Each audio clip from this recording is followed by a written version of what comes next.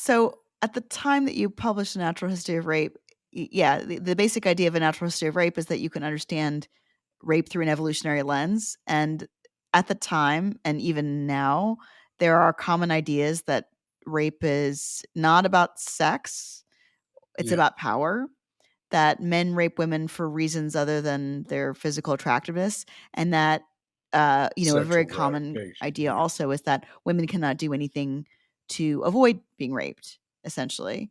That the crime of rape is all on men's volition. And at University of New Mexico, there's also another colleague of ours who did some very interesting work showing that there are things that you can teach young women that can help them avoid sexual victimization. But you wrote this book saying that men are actually more likely to rape young women, they're more likely to rape vulnerable women, and that, I don't know if that this data was in your paper, but that women do actually get pregnant from rape. So rape can actually increase your reproductive success if you enact it. well, the reproductive success part of that came later. We didn't have any data then when we wrote the book, but Mm. there's a lot of research subsequent. But basically, the thesis of the book was simply put that human sexual coercion by male sexual coercion is uh, is a natural phenomenon.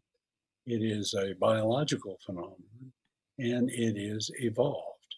Yep. And so those are non-controversial things. I mean, to say that human sexual coercion is natural is to simply say it's not supernatural. It's Yep. part of the natural. It's part of the real world. It's part of reality. That's what natural means. To say that it's biological is simply to say that you know biological means over pertaining to life. So rapists and victims are alive. It's biological, and it's evolved.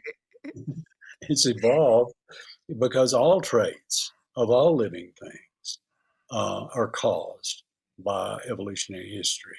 All Yeah. traits, and so it's a simple elementary,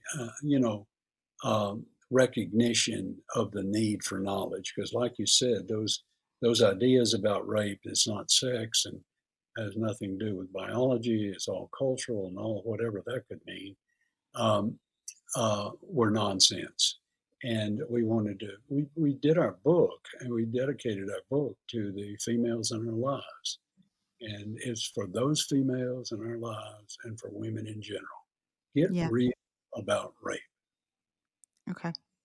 So at the time, it was extremely controversial. This was before, the rampant rise of social media. Can you talk a little bit about what it was like to be embroiled in controversy?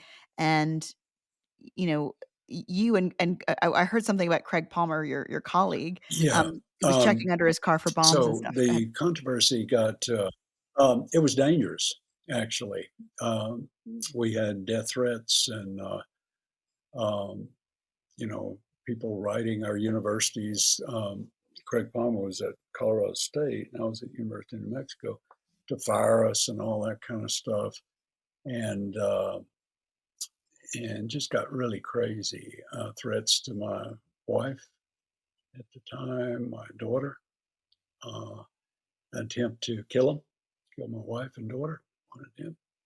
A crazy guy, and was interrupted, fortunately, by the sheriff. Uh, and so, it got pretty dark, the controversy, and Craig and I, we were very much invested in using all the publicity. We did in the first year we did 200 media sites, so Oh, wow. TV, radio, newspaper, magazines. Very much interested in the media coverage in the context of teaching, trying to teach people some biology about human behavior and human sex. So we hung in there and put up with it, and but it was quite trying and dangerous, really.